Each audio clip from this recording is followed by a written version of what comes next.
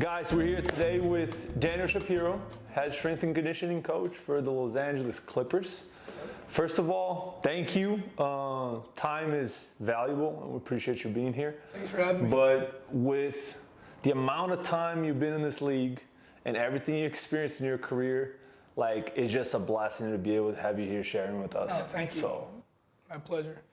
My pleasure. You guys have known Felipe a while, and you guys, we're enemies on the field, but this is what it's about, is getting together on times like this, especially in the bubble. For sure. You're with the Clippers right now, but you have a long story in the NBA. Yeah. So tell us a little bit about yourself. Yeah, kind of how I got to this point. I'll just, not to bore everybody at home, but just let you know a little bit of my background. This is my third year at the Clippers, but I started at 19 with the Seattle Supersonics. Obviously, once upon a time, there was a team in Seattle. That's where I'm from. So I was there for 7 years, and I started as an intern, full-time intern in the strength conditioning department, full-time assistant. That's where I was with Dwight Dobb, Coach Dobb, and then after 7 years there, my last 3 years there, we started our inaugural WNBA season with the Seattle Storm. So that I got 3 years. So those 3 years I was able to learn about as far as traveling, and kind of was my first opportunity at the age of 22 to have my first team that I did all the programming, all the designing, and just all the implementing and travel. It was a really good experience. So finished there through 2005 and then, to 2002. And then I coached in college for 2 years at men's and women's basketball at the University of Dayton, which was just another way to continue growing. And then from there, I had a great opportunity where I moved on as the head strength and conditioning coach for the Sacramento Kings. And then resigned from that situation, had opportunity. Like I said, I was home in Seattle, and I always thought, working at the University of Washington would be a great opportunity to come back home. I've been gone at this point now 10 years. I lost my father during that time, and this, then, the other, so it was kind of a chance to come back home. So resigned and was at the University of Washington there. And was there 4 years, and unfortunately we had 4 first-round picks and no NCAA tournament appearances those 4 years. So it was safe to say that I was no longer with the University of Washington, and I had became very fortunate. Had a great opportunity with the LA Clippers, and here 3 years, and hope to continue having a long relationship here. And during all that time, with everything we've done at the Combine, it was, even though I was out of college, for 4 years, we always kept in touch, saw so many people, because we still were very active with the NBA Combine, the pre-draft Combine, and the association. So it's been fun. Yeah, that goes a little bit. You're the director of our association, the NBSCA, right? Yep. Tell us a little bit about the NBSCA and why young strength coaches would be important for them if they wanted to get into the league, to be part of what we do, the events that we do. Exactly. So we started this, the NBSCA, we came together in 2007 it was, and oddly enough, we're in the Orlando bubble. It started at a dinner here. We had a little break in the action where we had 2 or 3 years where we did the Combine here. And here on the bubble, I don't remember the name of the restaurant, is where we really came up with 4 of us decided to start this new association. It was myself, Mike Curtis, Keith D'Amelio, and Sean Wendell, and we started this NBSCA. And what it was at first, it was a way for us to have a common ground of the things we deal with as strength and conditioning coaches, a way to do continuing education together, and also to help each other grow our position. We have salary surveys.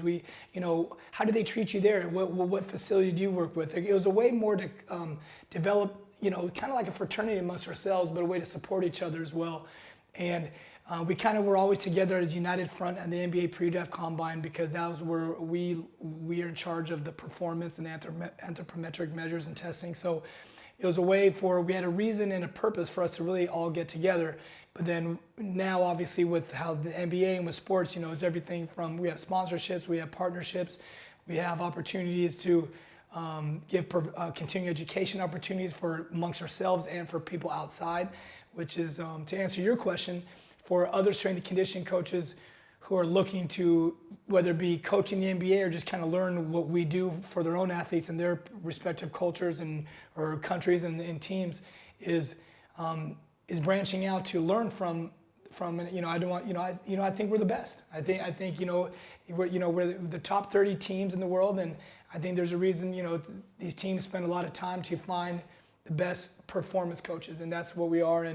And we've all worked very hard to get there, and we did it by, we met before when you were coming to the combine, when you were coaching in college as well, to meet people and network and rub elbows and learn and hear and shake hands, and because that's really, I think, what it's about. Because I think, as you know, at this level in the NBA, it's not so much about what you know. You can be the smartest strength coach, but man, if you don't understand how to relate and not able to communicate and learn what how to get different types of people going and how to deal with different types of personalities, then you're kind of in trouble. So, like yourselves, you guys being, from Brazil, your family's from Brazil, like it's like having your coaches, this year we weren't together in Chicago, unfortunately, because of the pandemic, but at the same time, we had like 100 some countries active on our webinar that we had. So online conference. Yeah, the online webinar we had, which was usually always in person, but so those are ways for other coaches to get involved. And as an association, we were first just NBA strength and conditioning coaches, and now we've expanded to like WNBA. We expanded to the G League, and we are currently trying to find ways to incorporate more basketball strength and conditioning coaches outside, whether it be part of our association or how are they active. Right now, it's definitely on a continuing education platform, but hopefully these opportunities allow us to bump elbows with others, because as much as they like to come and learn from us, I like to go and learn from them all the time. And I've been fortunate enough with the NBA to go to other countries to do, whether it be clinics, to help set up one of their basketball schools they had in China. I went to Mexico City and did some things, and it was a good opportunity to learn from others. What else we did? We did the Euro camp. That was really cool. We went over to Treviso, Italy, and the combine. That was it. It's the combine we did in Treviso, Italy, for the Euro camp. So it was great.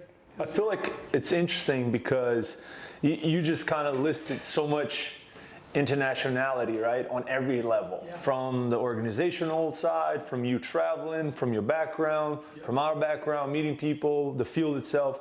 And then when you really think about it, how do you think that this experience or this exposure to international backgrounds or stories or players, how do you think that sometimes shapes you as a coach, or how can that help you become a more effective coach? Well, what you said, it is going out there and learning is one thing, but it helps because these players are coming to our teams. So like on our team that we've talked about, you've been to Serbia multiple times. I've been to Serbia, I've been to Bosnia, I've been to Croatia, I've been a lot of places. We go to visit our players, and the more we've learned from outside of our bubble of the United States, we're able to learn, no pun intended, we're able to kind of learn who these athletes that are coming to play for our teams in our world, how to understand and relate to them better.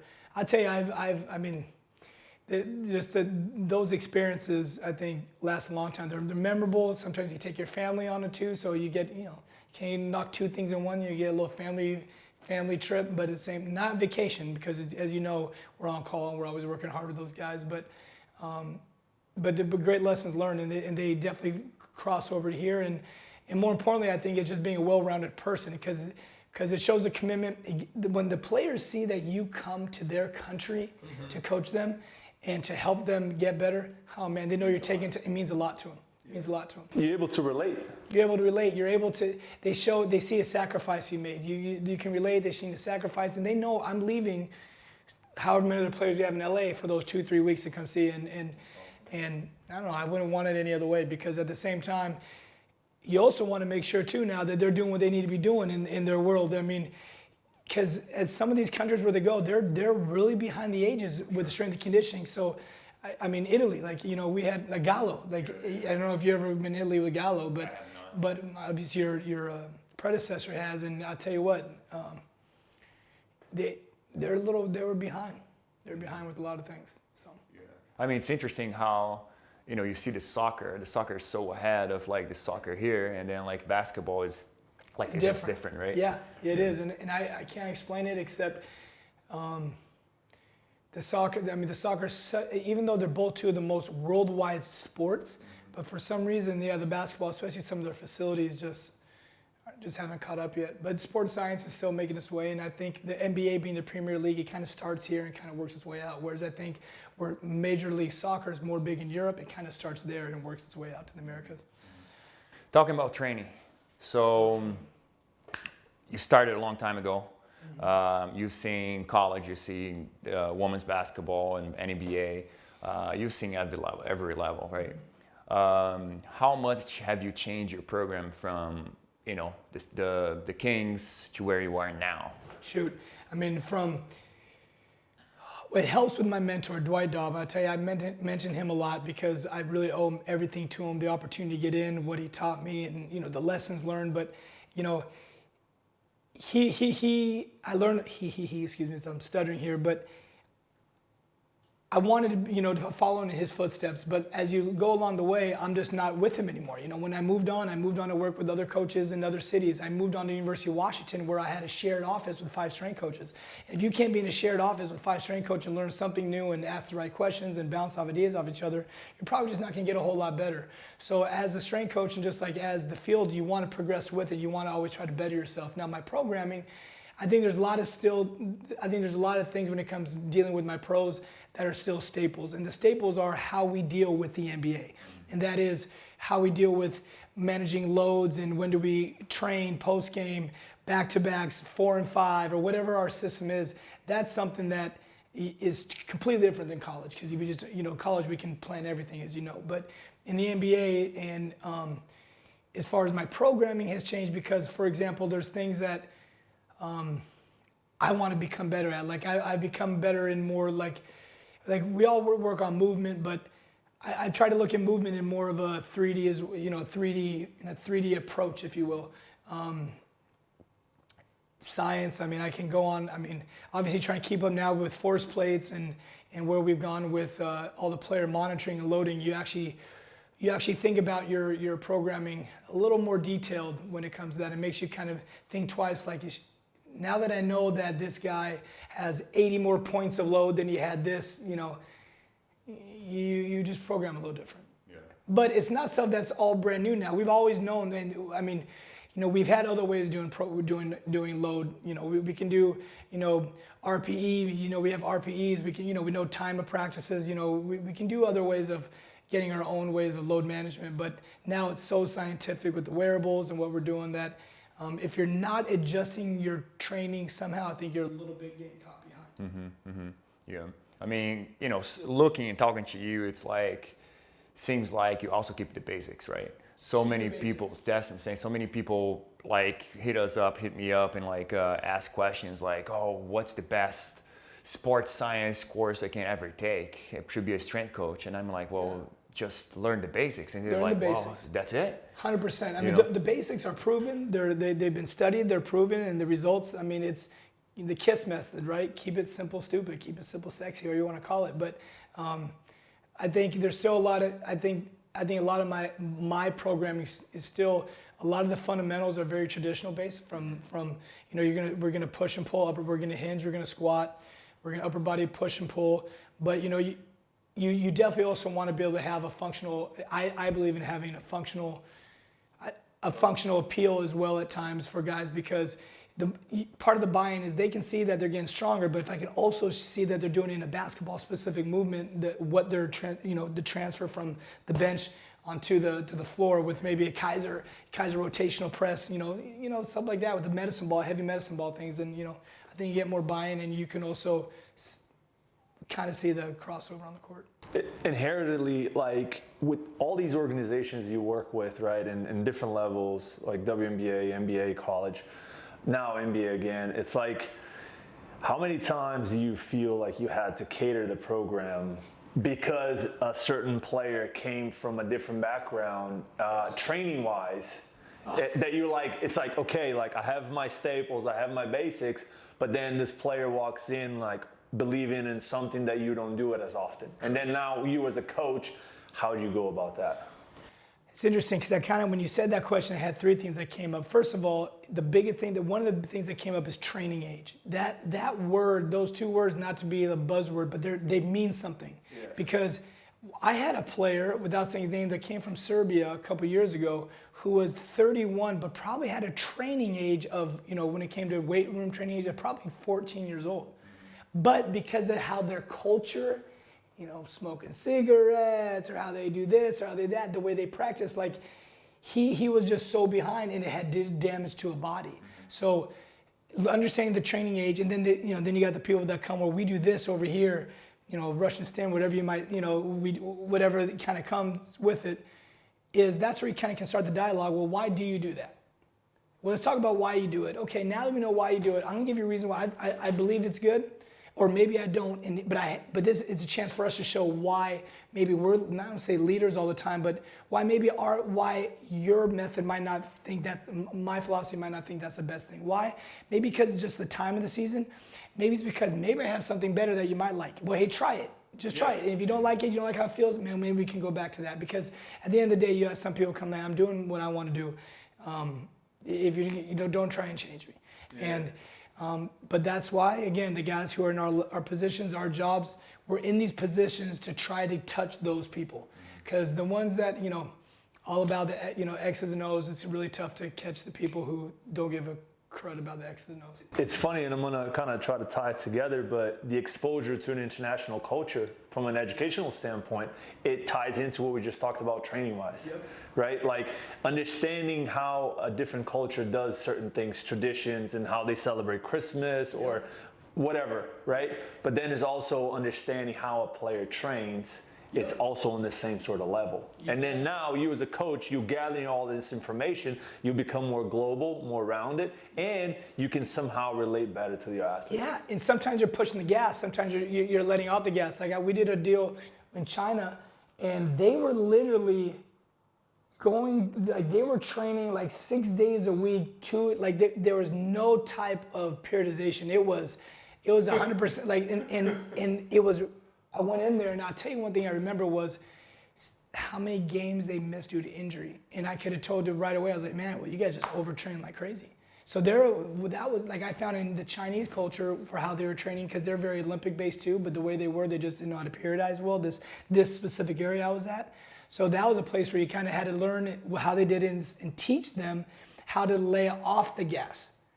And laying off the gas will probably elicit better results. And then you got some places like where we were in, like maybe Mexico or maybe in Serbia, this and that, where maybe, okay, now that we know, let's make sure how to push it a little bit more. Yeah, I mean, that's funny you say that, because I was overseas with one of the players, 5 years ago, with the national team. We were in Croatia. They had a back-to-back, like 3 games. Yeah, and he just came off like a knee injury. And I was like, you got to pick one of these games that he can play. He can either play a back-to-back, or he can play one game, don't play the next day, and then play the other game. They look at me like, what do you mean? Yeah. And I'm like they couldn't understand. And I mean, I didn't speak the language, so they're all cursing and you can tell. I was like, listen, here's the thing. He's gonna play this game. He's gonna rest, and he's gonna play again. That's a culture thing too. Like that's part of our culture, because And I hate to say this, but like the NBA, I started in 1997 with the NBA, just being around it, right? With as far as in the strength, and it's turned probably a lot for the better, but there's areas where it's turned from a league of work to a league where now the men is making sure we get our rest. Now maybe we work too much then, maybe we rest too much. I don't know. That's not for this discussion or piss anybody off, but at the same time, I think.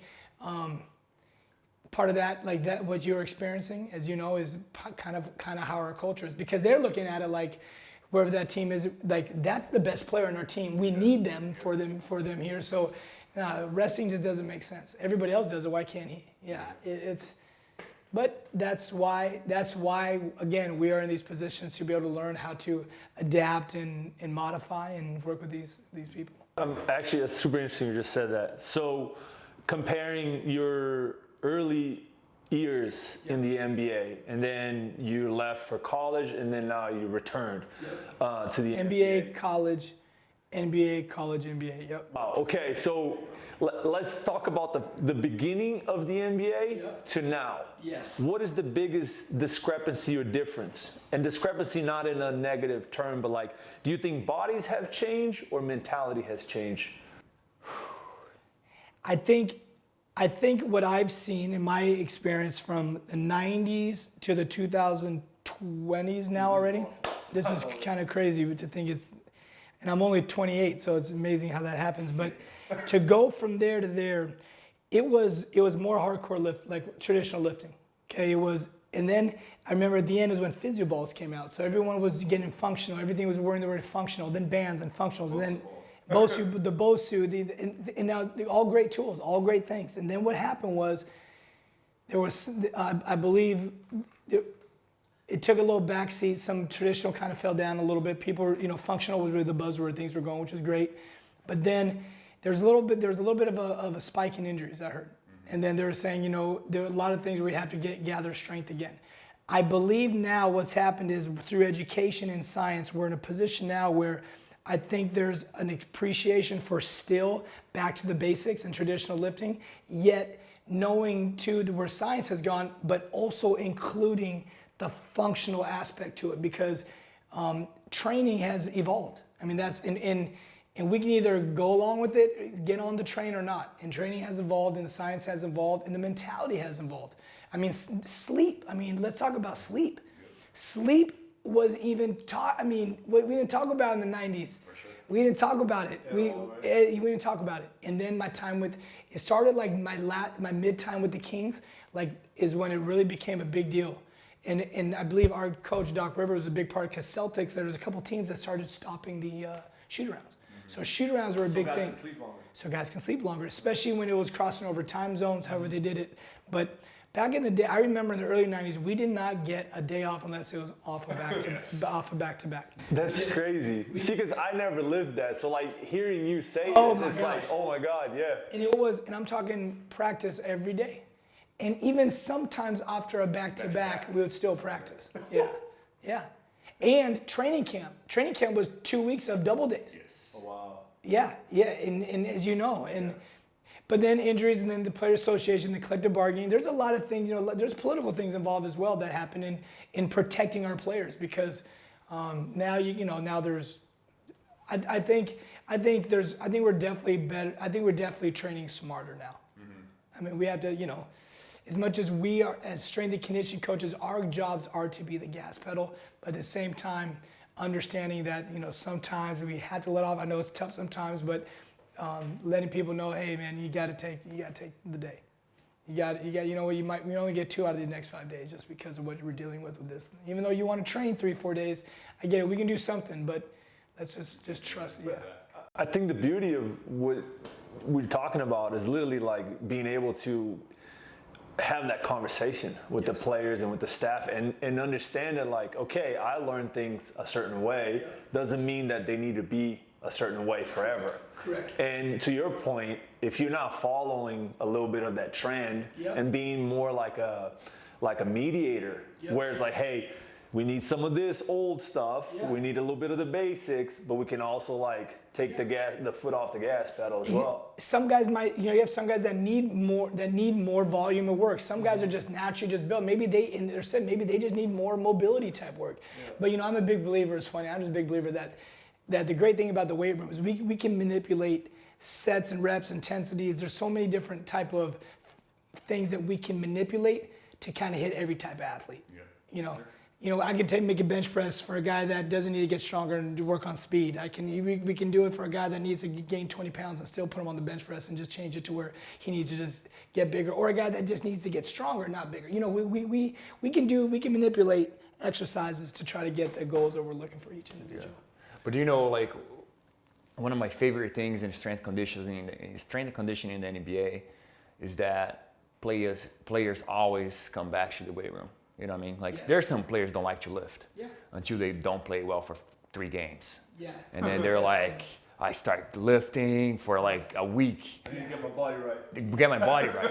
Like we call our weight room the safe place. You know what I mean? It's like, I don't care what's happening there. You got to be here. This is your safe place. We're going to talk about basketball, yes, but this you're always like, whatever we talk here, it's going to be here, and here's how you're going to work. I think it's a safe place for multiple reasons. Safe place, it's a place where they can vent and be basketball players and talk how they want to talk, because that we are not going to affect their game minutes, right? But at the same time, it's a safe place that they know these people also have my best interest in mind. So they know, okay, you know what? I'm gonna go in there knowing that I'm not just gonna get killed, man. He's got to know what I might need today. But it is a safe place, and it is, that's why we're part psychiatrists, psychologists, PhD, MD, whatever we are, man. We're just trying to do what's best for the athlete. Be there. Mm-hmm. Having those type of perspectives can really help people like at least come up with a plan for their careers, because again, and we already emphasized this before, but the idea of these chats are to get, you know, give information like, or share a little bit of the story of how we got into the spots that we are, and just you know, hopefully these conversations can help other professionals and to know that this is not just a glamorous life. You know, we put in the struggle, there's tough times, but we as an association, we share things, we talk, and we try to make each other better, because then the whole thing gets better. And it all gets better that way. And I'll tell you, you know, if, like you said it, how we all got here. And the biggest thing I try to tell people, and I like to think we all have experienced this, is being humble by volunteering, interning.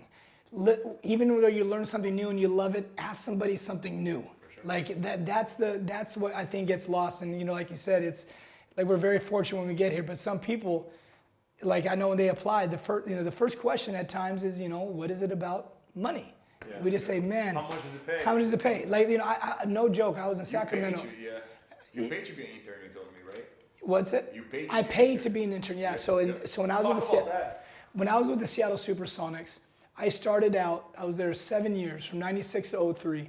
And when I started there, I volunteered, and then they made it mandatory they had to get school credit. Well, I was already taking a full load at a so I was at a different university about an hour and a half away from Seattle where I started, and I was driving when they would go play the Vancouver Grizzlies. I would go up to Vancouver because I was right in between Canada, so I'd go there, come home on weekdays when I didn't have class, weekends when I didn't have class, or sometimes I'd probably skip class to intern. Like I was always. Then finally, they had an opportunity to transfer, so I transferred. But that year I transferred, they said, "Man, if you want to be an intern, you have to get school credit." Well, I transferred to only school in Seattle that had an exercise science degree.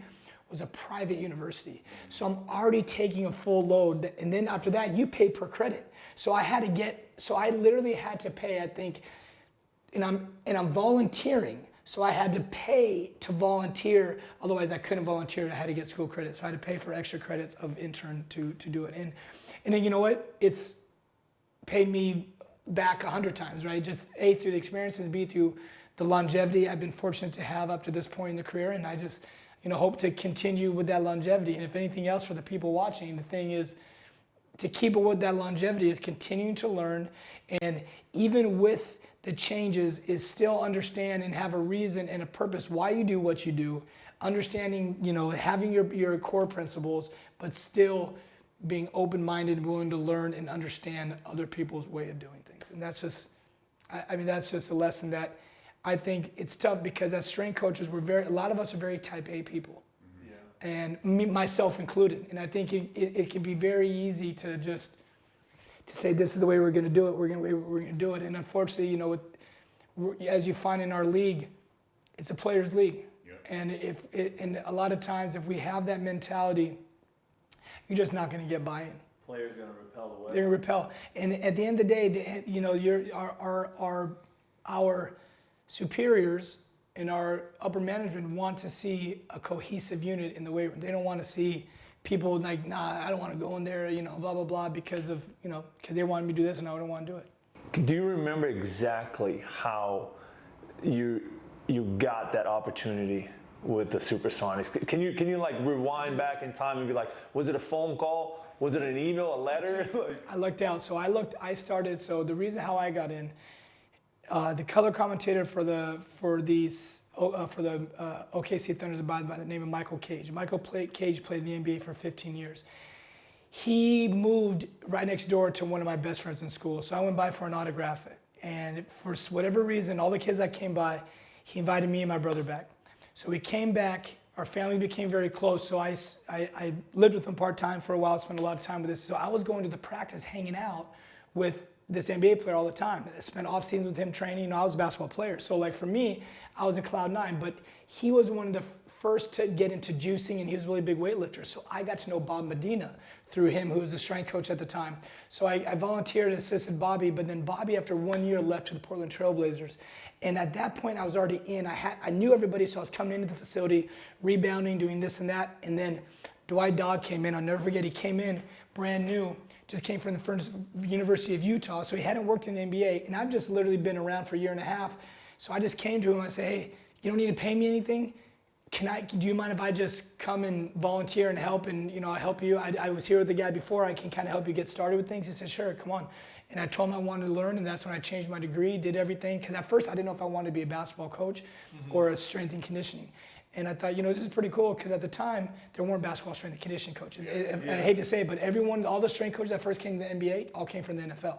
So, or from college football, whatever it was. So for me, to go in there and with really no fun. I played high school football, but not to the point to where I was a football strength and conditioning coach by any means. So when I came in and he said, yeah, come on. And then I started it, and then I started interning.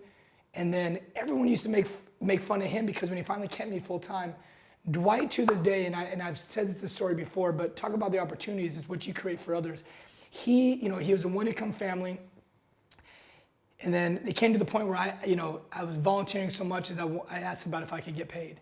And he went to the top and said, listen, can we get Daniel to be, hourly? And they said, well, your contract's up. We can either give you a raise or pay Daniel. Which would you want? And he told the team, pay Daniel. Wow. And to this day, volumes. And that's why I just, that guy, he saw where it was. And at the time, it was funny, because I'll never forget, I think I was the first full-time assistant in the NBA, depending who you ask. But people will come into the weight room and just bust his chops. Like, what? There's only 15 players. What do you need an intern or assistant for? There's only 50, because they come from football. They're used to doing like 70 with like one assistant. They're killing them. And now the NBA, football 5. And now every team's got one or not 2 or 3 assistants and an intern. And it's just, that's another place where you've seen it grow, which is great, because we've seen the growth of the importance of performance training. But boy, did I get my chops busted, because I was getting paid and he was getting, as an assistant in the NBA. What? So anyway, that was kind of a cool way to, to go back to how the NBA's kind of evolved. Appreciate you. No, appreciate you guys. Thank you. Oh, that was awesome. Thank you so much. Don't tell them in the bubble we shook hands. We did elbows out here. Yeah. Do it again. Do it again. Taylor will edit that right. Thanks for your time. This is Daniel Shapiro, the head strength conditioning coach for the Clippers. You got it.